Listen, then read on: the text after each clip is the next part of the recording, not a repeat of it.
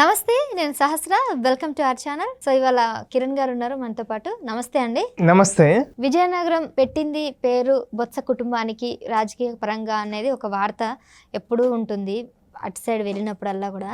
మరి ఈసారి బొత్స సత్యనారాయణ కూడా అదే ధీమాతో అంత కాన్ఫిడెంట్గా కూడా మాట్లాడుతున్నారు, మేము ఖచ్చితంగా ఎన్నికల్లో గెలుస్తామని. మరి ఈ ఎన్నికల తర్వాత జూన్ 4న వైసీపీ ప్రభుత్వం వస్తుంది, 9వ తారీఖున విశాఖపట్నంలో ప్రమాణ స్వీకారం చేస్తారు అన్నట్టు కూడా ఆయన చాలా కాన్ఫిడెంట్గా ప్రెస్ మీట్ పెట్టి మరి మాట్లాడారు. ఎట్లా చూడాలి దీన్ని? ఇలాంటి మాటలు మాట్లాడే ఎమ్మెల్యేలను కానీ మంత్రులను కానీ ఏమనాలి చెప్పండి? రాష్ట్రాన్ని సర్వనాశనం చేసి నీకు 4వ తారీఖు గెలుస్తాము, 9వ తారీఖు ప్రమాణ స్వీకారం చేస్తాము అని చెప్తుంటే 9వ తారీఖు ఎందుకు రేపే చేసుకో ప్రమాణ స్వీకారం? రాష్ట్రంలో మీరు ఏం చేశారో తెలుసు. రాష్ట్ర రాజధాని కోసం 33,000 ఎకరాలు ఇచ్చారని తెలుసు. వాళ్ళందరినీ ఏడిపించి 3 రాజధానులు అని చెప్పి మరి ఈ 5 ఏళ్ళు ఏం చేశారు? 3 రాజధానులు అనే చెప్పారు కదా, ఏం కట్టారు? 3 రాజధానులు అని చెప్పి రాష్ట్రాన్ని సర్వనాశనం చేసి దోచుకోవటం తప్ప చేసింది ఏమీ లేదు.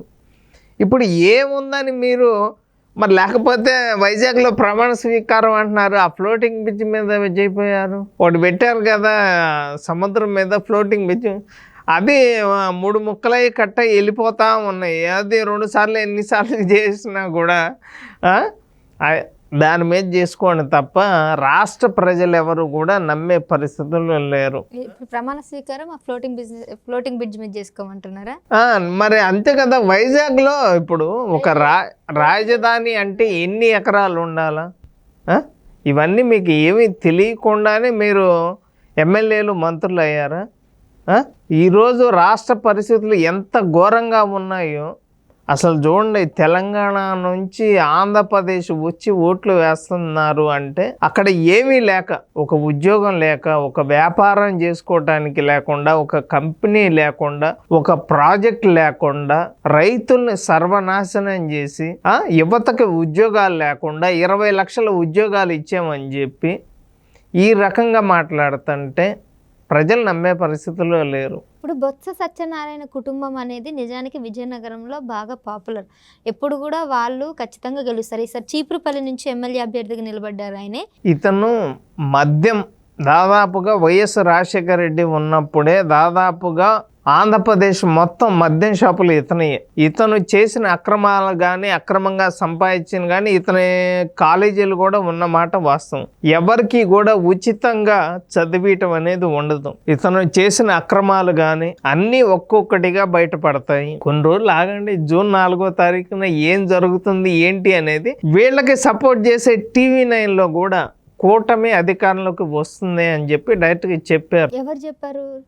రజనీకాంత్ ఆయనే చెప్పాడు. ఆయన ఇంటర్వ్యూ చేశారు కదా జగన్మోహన్ రెడ్డిని. జగన్మోహన్ రెడ్డితో చేసింది ఏమని చెప్తున్నాడు?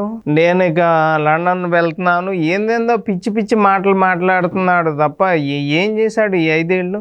మరి ఏం చెప్పాడు? అతను ఏం క్వశ్చన్లు అడిగారు మీరు అడిగితే అప్పుడు సమాధానం చెప్తాం.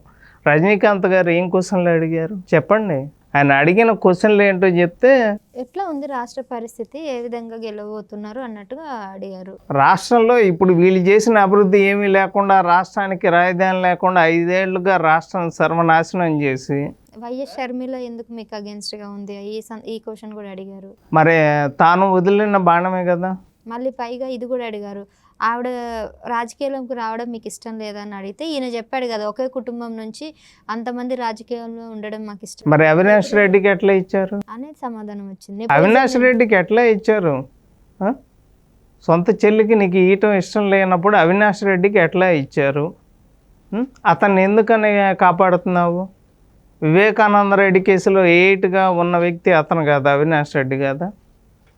ఒక ముద్దాయికి నువ్వు ఎంపీ సీట్ ఇచ్చావంటే ఏమనాలి నిన్ను? నీకోసమే కదా పాదయాత్ర మొత్తం. షర్మిల గారు ఉన్నమాట వాస్తవమేగా. నువ్వు వదిలిన బాణమే కదా.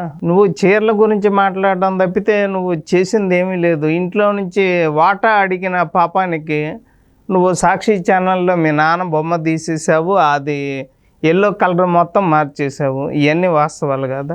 ఓటమి తెలుసుకొని ఎప్పుడు ఈ 5 ఏళ్ళు ఎప్పుడు కూడా బయటకు వచ్చి ఒక ప్రెస్ మీట్ అనేది పెట్టలే. ఇప్పుడైతే మాట్లాడడం జరిగింది. అది సత్యనారాయణ ప్రెస్ మీట్ పెట్టి ప్రమాణ స్వీకారం అనేది? ఆయన ప్రమాణ స్వీకారం జగన్మోహన్ రెడ్డి మాట్లాడి ఐపాక్ టీంని కలిశాడు. యాక్చువల్గా ఐపాక్ టీం చెప్పాలా ఎన్ని సీట్లు వస్తాయి మీకు అని. ఏం చెప్పి ఈయన పోయి ఐపాక్ టీంకి చెప్తాడేంటి? ప్రజలందరికీ తెలుసు ఎవరు గెలుస్తున్నారు అని. రైట్ అండి, థ్యాంక్ యూ. Thank you.